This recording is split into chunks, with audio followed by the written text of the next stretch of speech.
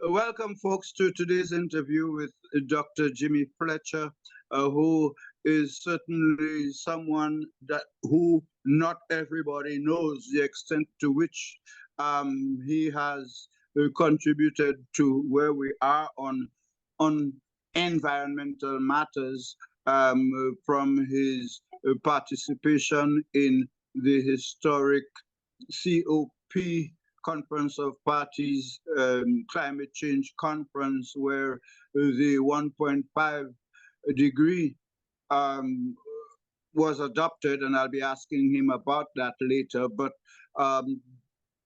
that is something that allowed St. Lucia to contribute to, in a big way, the spreading of the consciousness of the need to ensure that if we do not understand that we need to treat the environment better, then the environment in turn will not treat us nice.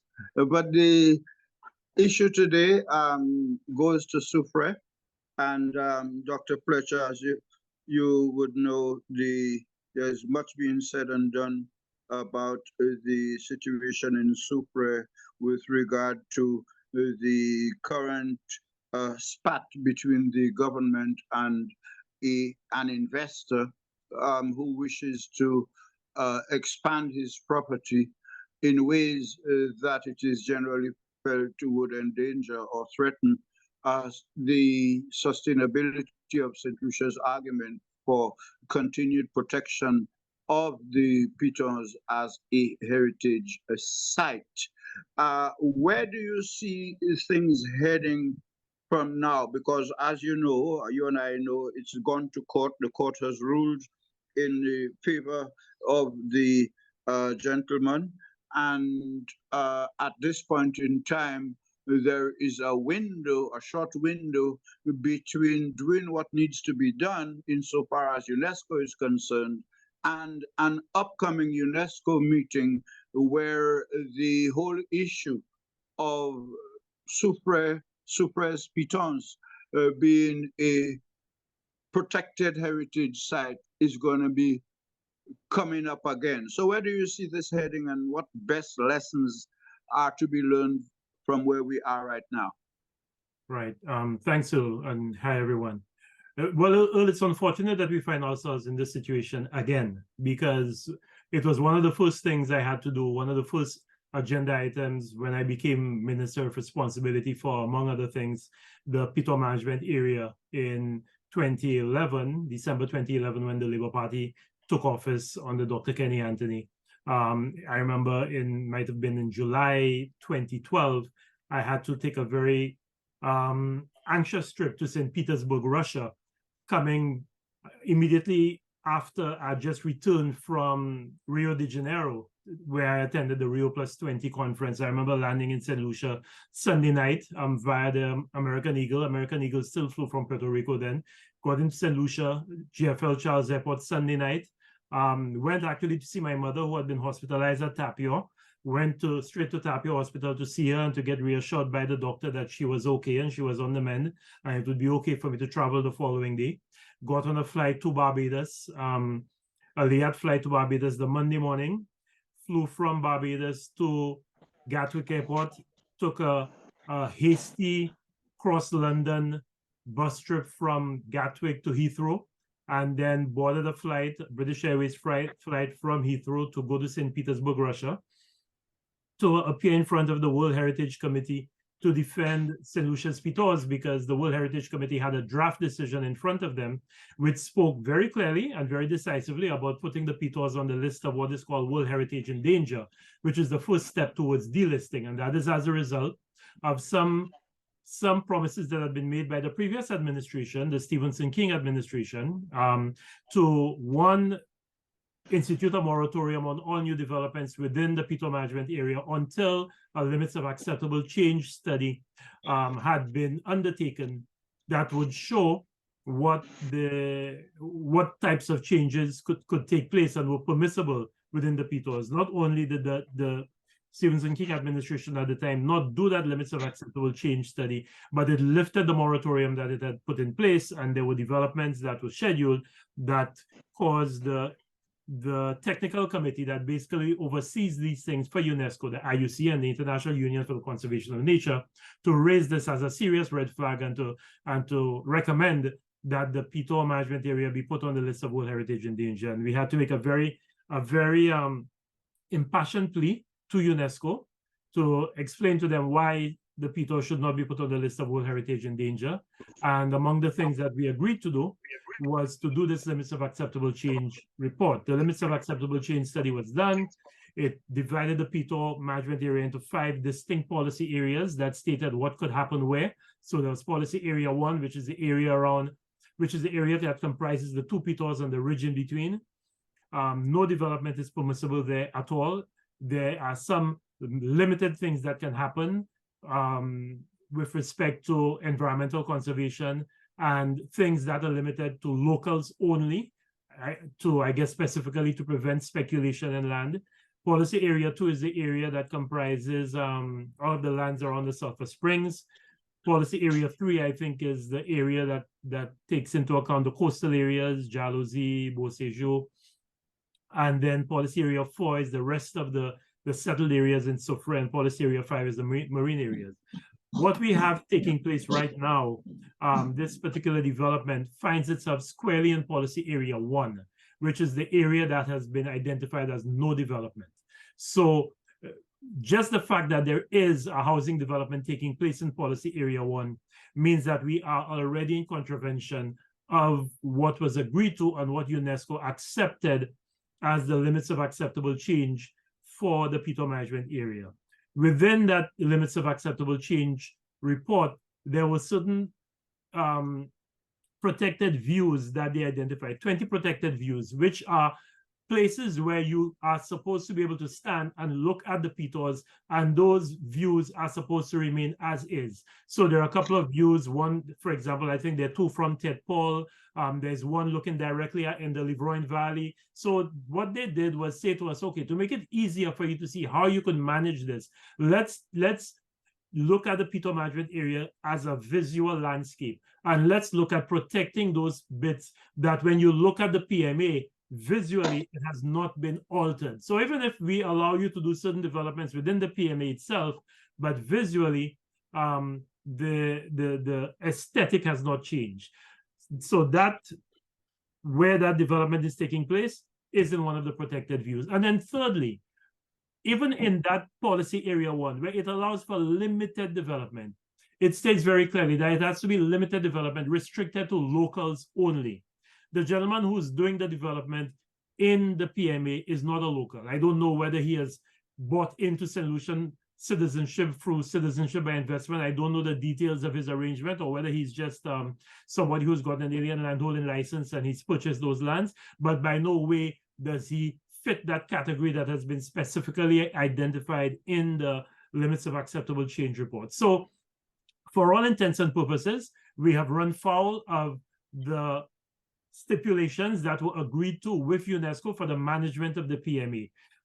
So I believe at the next meeting of the World Heritage Committee in Riyadh, Saudi Arabia in September, the government of St. Lucia will have some serious questions to answer, because from what I was told, the UNESCO has already written to the government of St. Lucia seeking clarification on this development. I don't know what type of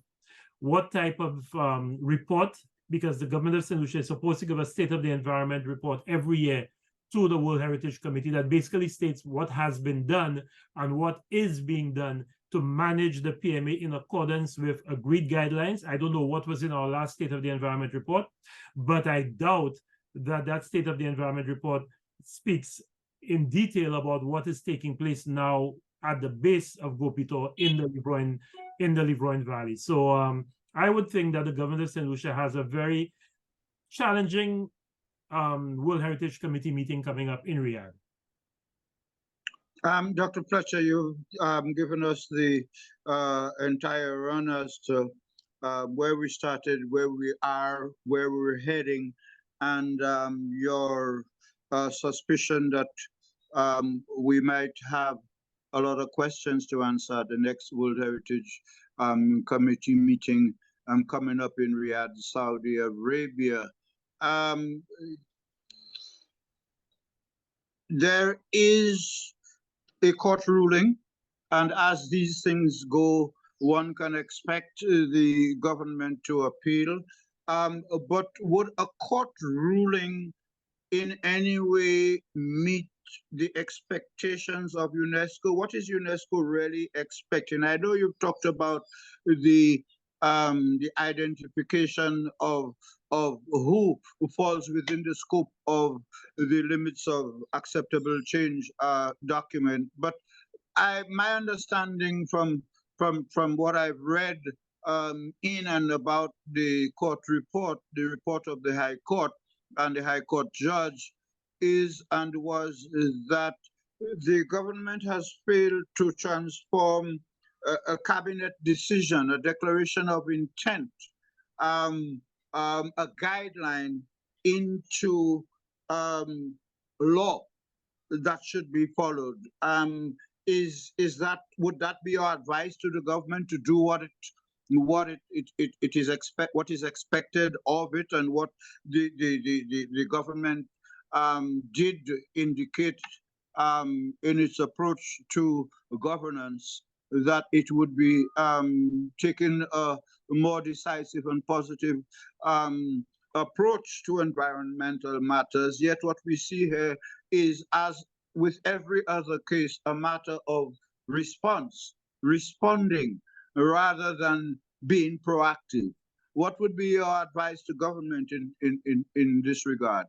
Well, first of all, the court ruling does not help the case of the government at all. In fact, if anything, the court ruling hurts the case of the government, because the judge very succinctly, very clearly, and I think very correctly indicates that the responsibility was and still is the government's to translate the limits of acceptable change study, which that's all it is. It's a report that was submitted by a group that was commissioned by the government with the concurrence of UNESCO, the World Heritage Committee, to articulate a management plan for the Pito management area.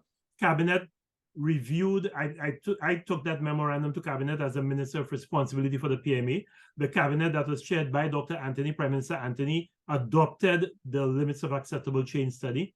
And on that basis, we were able to go back to UNESCO and say that this is now the adopted and accepted guideline by the government of St. Lucia, and that we are giving you the assurance that this will be translated into domestic legislation that would give us the legal framework for managing the PMA. This was somewhere around 2014, I would say, 2013, 2014. It's now 8 or 9 years later.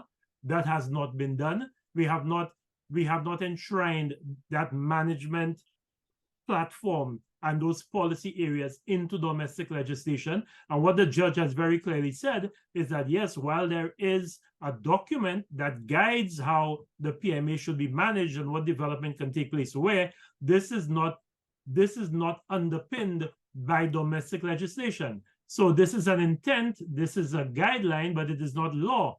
And on that, it's not a regulation. It's not a regulation. And on that basis, he cannot find reason for the decision by the Development Control Authority to stop the development. Now remember, it is the Development Control Authority which gave the gentleman permission, not this iteration of the Development Control Authority, but the Development Control Authority that was chaired by Mr. Clembob in the previous administration, that gave the gentleman the authority to go ahead, even after the DCA, from what I recall of what I'd seen in the different back and forth, the DCA had initially rejected the application, but something transpired that caused the DCA to then approve the application. I don't know what new information was brought to the DCA, but this iteration of the DCA under the chairmanship of Ignatius Jean, who, by the way, was the Minister of Responsibility for Physical Development and the Environment, when in 2004, the PMA was made an environmental protection area. So Ignatius Jean,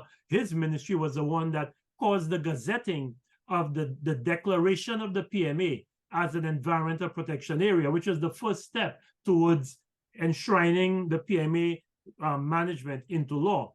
What Judge Innocent has very clearly said is that it is now, the onus is now on the government. The government has the responsibility for putting this into domestic legislation. What I was also very impressed with Judge Innocent's ruling is that he was very sensitive to the fact that this development may very well cause St. Lucia to lose its World Heritage status. And he is actually recommending to the government that it does what it needs to do to ensure that that further development does not take place that can imperil our World Heritage status. However, what this ruling has very clearly shown to any developer is that there is no legal impediment to them developing any land that they have within Policy Area 1. Because that's what this gentleman from Canada, Mr. Robillard, is doing. So the judge has said that the DCA has no grounds for blocking the development unless the government appeals that ruling and wins on appeal.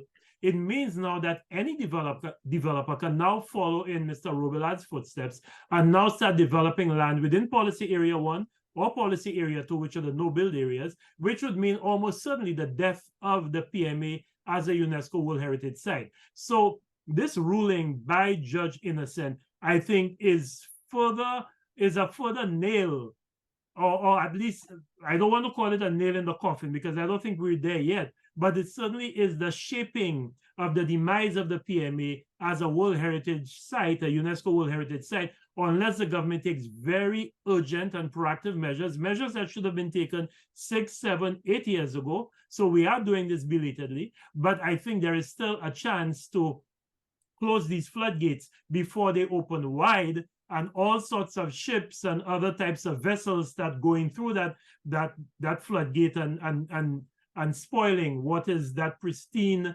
area, which is now the PMA. That is extremely, extremely important.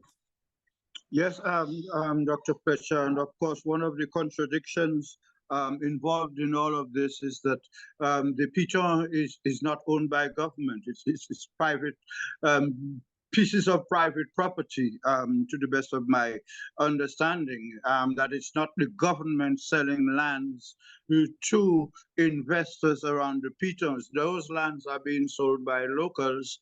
And in every case, from the campaign to prevent the setup of the aerial tramway across the summit of the two Pitons back in the early 80s through to now, in the relation to Mr. Robillard, and even more recently, the whole issue of what I've described as the sour taste of locals being unable to access Sugar Beach, at least at one point in time.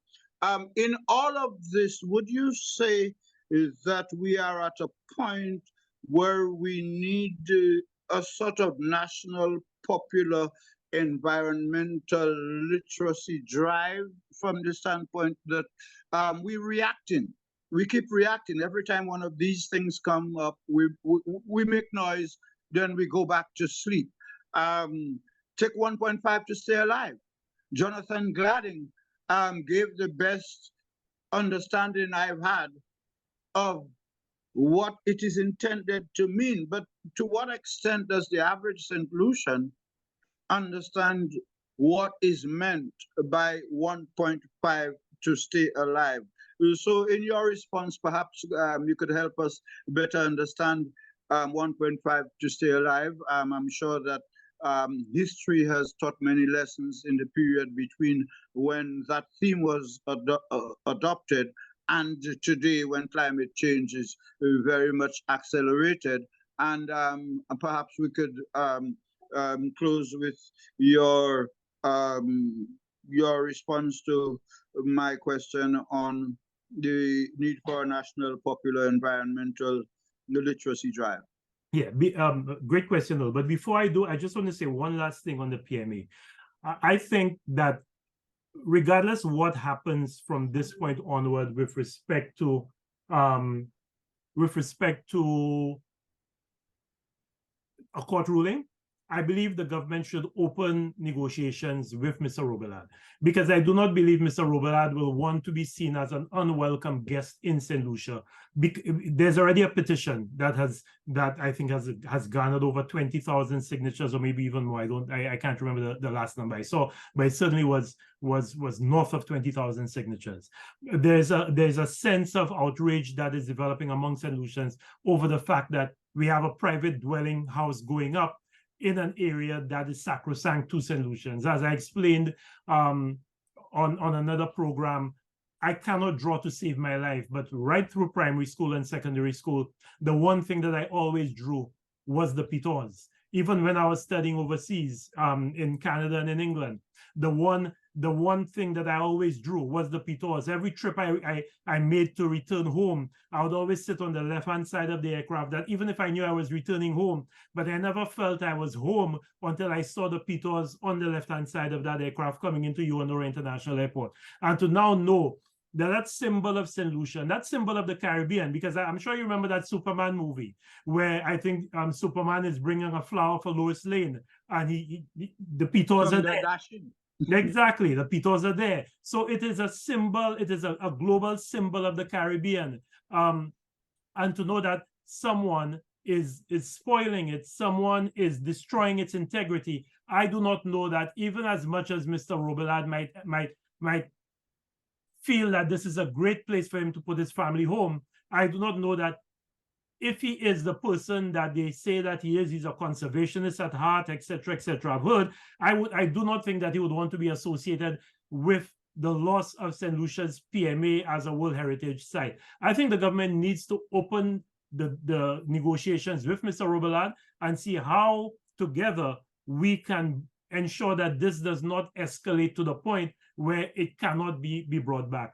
As I've said repeatedly, Machu Picchu in Peru, Stonehenge in the UK, Yellowstone National Park in the United States of America, the Taj Mahal in India, the pitons in St. Lucia, these all have one thing in common. They are UNESCO World Heritage Sites. You would never hear the government of Peru allowing anyone, could be Earl Busquet, even if he had the money of Bill Gates, to build a house near Machu Picchu.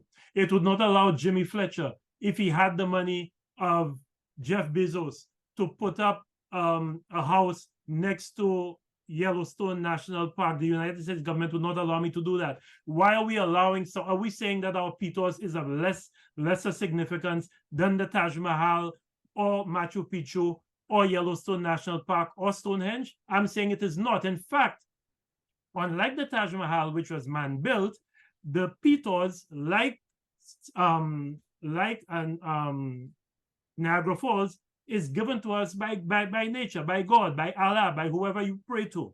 So to see that we are now desecrating this and we're putting money over patrimony, I do not know that Mr. Robillard would want to be identified. I would hope he would not want to be identified with this. So I think the government needs to open negotiations with Mr. Robillard to see how it can bring this back. Now, as to your question about environmental awareness, absolutely, Earl. Even before we go there, Dr. Fletcher, all of this, I always make the point on this program that everything that happens in St. Lucia has a connection with something happening elsewhere.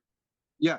I was saying that on this program, I always make the point that whatever happens here has a connection with the wider world. And it so happened that in the middle of our discussion last week or earlier this week about the Soufriere situation and the latest with regard to the protected site of the Piton, up came the news that President Biden had used an executive order to take steps to protect a part of Arizona which is close to the heart and history of indigenous people in the area. And of course, much to the disaffection of the oil companies that want to drill for uranium and other resources. Yes, you're absolutely right. And again, St. Lucia is a country of 238 square miles. We don't have the large land resources that the United States has. We have a very finite land mass. And to see us losing, like the Calypsonian said, to see us losing ground, but even more so, to be willing participants in our losing ground is depressing. And then, you know, that's why, going back to your question about environmental awareness, I think it is so important. Because I can understand the average person in Soufrière saying that this World Heritage status is of no value to the people of Soufrière. It does not bring jobs to the people of Soufrière. Hotels will bring jobs to the people of Soufrière. High value condominiums and villas will bring jobs to the people of Soufrière, albeit as housekeepers and gardeners, etc. But it'll bring jobs to the people of Soufrière. The unfortunate thing is that the Pito Management Area and its World Heritage status has brought jobs to the people of Soufrière. It is very much as responsible for the success of Jade Mountain as the brilliant architecture of Nick Trubetskoy. Because yes, Nick Trubetskoy's architecture produced Jade Mountain and the brilliance of the building but the vistas that make Jade Mountain what it is are the Pitos, you know, and everything around the Pitos. And what sells Jade Mountain even more so is the fact that you are coming to visit a country and you're staying at a resort that is overlooking and has unrivaled and unfettered views of a UNESCO World Heritage Site. And there are very few UNESCO World Heritage Sites in the Caribbean. So when you now say that, boy, this used to be a UNESCO World Heritage Site, it is no longer a UNESCO World Heritage Site. So all of those villas, Jade Mountain, Ashasni, Kaibla, all of those high-value villas in Soufrière, that Stonefield,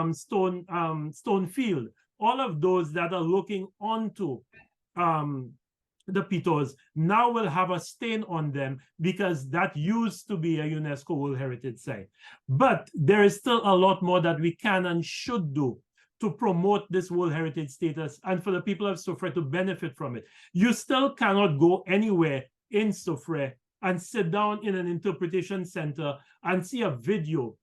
You've been to Taiwan, you've been to China, you've been to these places. You can sit down and see how over the course of time, how nature has evolved and volcanic geological structures have moved to create certain structures. We don't have that in St. Lucia. Yes, we know that the Sulphur Springs is a caldera. We know about the Pitos and volcanic plugs. But can you go anywhere in Soufrière, pay a small admittance fee if you are a tourist, and get a history of the development of that area from prehistoric times to now, see a reenactment? Maybe this is an area where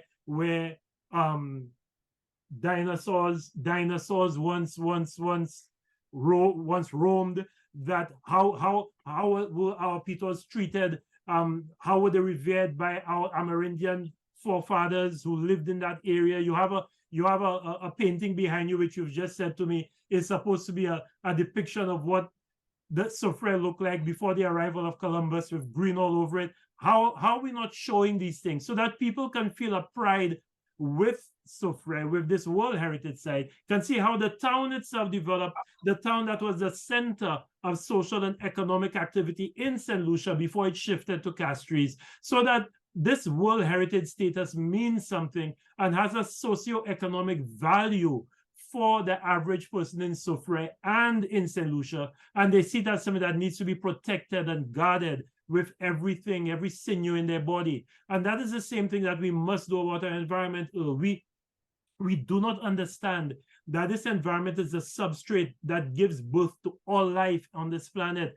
Every insect, every animal, every plant, every fruit tree, everything depends on that environment, these ecosystems, be they marine or terrestrial. When we continue to desecrate them, to take from them and not allow them to be replenished, we are putting ourselves in a situation where 1.5 is steadily no longer being alive, because we are causing the planet to warm to temperature levels that will make life unsustainable and unbearable for many species. Already, many St. Lucians, many people around the world are suffering under this intense heat. You know, I just read a report yesterday that is showing a very strong correlation between intense heat and chronic kidney disease, because what this intense heat is doing is causing dehydration. People are not hydrating properly because they, especially construction workers and farmers and fishers, and climate change and the impacts of climate change are always disproportionately worse on low-income people. So the people have to be working out in the field, in the open. Your street cleaners, your construction workers, your farmers, your fishers, not the people who have the luxury of retreating to air-conditioned offices or retreating to the shade. The only way these people can earn a living is by being out there. They're the ones being impacted by climate change. They're the ones who will now be suffering from heat stroke and dehydration and chronic kidney disease and everything else. We have to make that correlation between that and what we're doing to our environment. So yes, there is a need for an intensive environmental education program that starts in kindergarten, that starts right and goes all the way through primary school, secondary school, adulthood, so that we constantly are reminded why we must treat differently with this environmental space in which we live, why we should not be littering. I go walking on a morning and it's a chair to see the plastics and everything that we just dispose of so irresponsibly around our country. What do we expect? That these things will just suddenly melt away? They don't melt away. They cause problems. They block up water courses and they cause flooding. They get into the ocean and they soon you'll have more plastics in our ocean than you have fish. These are the types of things that we have to explain to our citizens so that they feel that there's a vested interest in protecting the environment. There isn't that feeling right now. People believe that once you've used something, you discard it. We must cause people to understand that what we need now is a circular economy where we use, we reuse, we recycle, and we look to dispose of as few things as possible. When we have decommissioned Deglo, because there is no more space in Deglo to use as a landfill, where will the next landfill in St. Lucia be? What is the next place that we will now use as a landfill to just dump garbage in? There is no such place. And if there is, where will the landfill after that be? We have to cause our country to develop into a zero waste country, a zero landfill country. These are types of conversations that our government must be having, that our education system must be having, that civil society must be having, because we cannot continue to just extract and use and discard. On 238 square miles, Earl, that is a recipe for disaster, and we're seeing the manifestations of that already in front of us. And why do we need on 1.5 to stay alive? Why? What do we need to know about it? Because anything above 1.5 degrees Celsius, any warming above 1.5 degrees Celsius has been shown to be devastatingly catastrophic to small island developing states like ours. We will have significant reductions in precipitation. So we will have more drought days every year. We'll have more hot days every year. When I talk about hot, I'm not talking about warm, I'm talking about hot days every year. We'll have ecosystem failure, particularly our marine ecosystem, because the oceans are getting too warm. Already we're seeing record heat in our oceans, which is causing our coral reefs to bleach. And as the coral reefs bleach, a lot of the marine life around our coral reef is dying because you have fish that depend on our coral reefs, but also the tourists that come down to dive so that they can see beautiful coral reefs and hopefully see Nemo when they go diving. They won't see Nemo on a white coral. So, your tourism sector is being disadvantaged. Your hurricanes get stronger because there's more energy in the oceans to feed off as the temperature goes past 1.5. So now, instead of a 1 in 50 or 1 in 75-year hurricane, you'll get things like Hurricane Maria and Irma and Gilbert, these catastrophic hurricanes that cause damage of over 200% of GDP. These things will happen, these intense hurricanes will happen more frequently. You'll have health problems. You're seeing the manifestation of that in Hawaii right now with that devastating forest fire in Hawaii. Now that's just this as significant as the damage that is happening to infrastructure and loss of life. But every time you have a forest fire, if you're asthmatic or you have some chronic respiratory illness, it means now that the air around you is difficult for you to breathe. So your own breathing, your own life is becoming more difficult. Climate change impacts everything: water, food security, everything you can think of. And any warming above 1.5 degrees Celsius is catastrophic to small island developing states like ours. That is why it is so important for us to keep 1.5 degrees alive. But the problem I have is that we're still educating people. Every time I give a speech on climate change or I do a presentation, while I feel happy that people come to me and tell me that, yeah, they learned a lot, I wanted to get to the point where they tell me, yeah, we know that already, so what are we doing? And that tells me that we haven't done enough of the education. We have to educate people so that every child, every man, woman, and child in this country understands the importance of the environment and understands the implications of this climate change that we're experiencing, and now is calling on their government, their public sector, their private sector, their civil society leaders. What are you doing? What will you be doing? What pressure are you putting at every meeting you're attending? We're not at that point yet. So that goes back to your point, why environmental education is so important. And finally, in relation to 1.5 degrees, where are we now? 1.2. 1.2. And they've predicted that with this El Nino that we're experiencing right now, which has only just started, we have another 2.5 years of El Nino. So El Nino right now, this El Nino is an infant. He or she has not really, well, it's he, because I think El Nino is the boy and La Nina is the girl. So El Nino, this boy is still very young.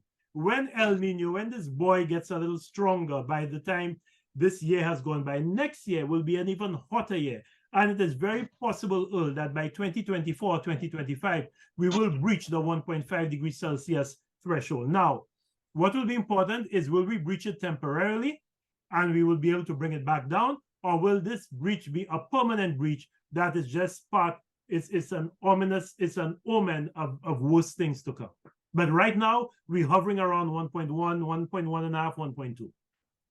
And none of that news is good. And folks viewing, listening, and taking in all what you've heard, we hope that this interview with Dr. Fletcher has assisted us all, like it did me, to better understand what is happening in Supre, to better understand the issues that we have to contend with to preserve our designation of the pitons as a protected site, and of course his messages, strong messages to the government to do what needs to be done and can be done, and ultimately his support for increasing calls for a national environmental consciousness campaign that would help us better understand before El Nino grows older, is that we are as close to 1.5 as we can be. And with July 2023 having been designated as the hottest year on record since records began, from what you've said, the heat has just begun.